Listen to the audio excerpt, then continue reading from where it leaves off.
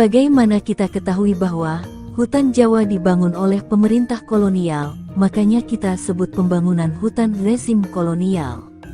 Strategi pembangunan hutan ini berhitung secara fiskal, dengan mengedepankan perhitungan ekonomi. Hutan tersebut ditanam secara monokultur dengan jarak tanam yang sangat rapat, sehingga menggeser keanekaragaman nabati, yang berdampak pada berkurangnya keanekaragaman hayati, hingga tujuan akhirnya menggeser penduduk lokal. Teori tersebut merupakan strategi Belanda untuk membangun hutan utuh rakyat terusir. Pengaturan hutan seperti ini setelah Indonesia merdeka melalui Undang-Undang Nomor 5 Tahun 67 tentang Kehutanan, Pasal 20, menerangkan bahwa kawasan hutan sebelum undang-undang ini ditetapkan masih berlaku, tetapi tidak pernah menetapkan siapa pengelolanya. Kemudian keluar Undang-Undang Nomor 41 Tahun 99 pada Pasal 80 ditetapkan wilayah hutan, tetapi tidak mengatur siapa pengelolanya. Jadi hutan Jawa selama ini dikelola oleh perhutani, 70 tahun, tidak pernah ada penetapan wilayah kerja perum perhutani, dengan kata lain pengelolaannya secara mastat, berjalan mengikuti kekuasaan. Baru tahun 80 masyarakat diperbolehkan masuk, itu pun karena korporasi butuh tenaga kerja untuk panen di penebangan, dan butuh petani untuk bantu tanam secara gratis.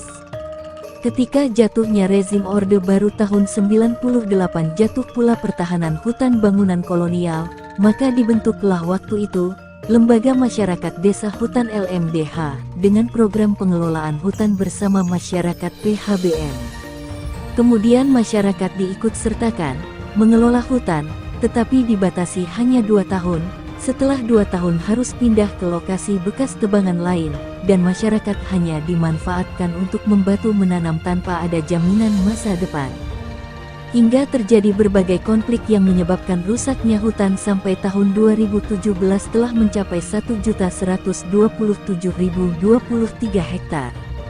Karena fungsi hutan itu tidak hanya untuk kepentingan ekonomi dan konservasi saja, tetapi ada kepentingan sosial, untuk kesejahteraan rakyat. Guna meluruskan kesalahan masa lalu, tentang pembangunan hutan secara monokultur, dengan jarak tanam sangat rapat untuk mengusir penduduk lokal, maka melalui Undang-Undang Nomor 41 Tahun 99 Pasal 80 menetapkan kembali areal hutan, namun pengelolaan tidak ditetapkan. Kemudian Pasal 17 mengatakan bahwa Menteri harus mengatur hubungan hukum objek dan subjek pengelola serta diberi kewajiban mengatur pengelolaan. Atas dasar tersebut, maka pengelolaan hutan yang berfungsi sosial, yang merupakan strategi pembangunan hutan kemasyarakatan dengan sistem multikultur, di mana pada area hutan, dikembangkan pohon endemik yang menghasilkan tanaman buah-buahan, tanaman perdu yang dapat menunjang ekonomi masyarakat, sehingga hutan dapat memberikan ruang bagi masyarakat sebagai fungsi sosial.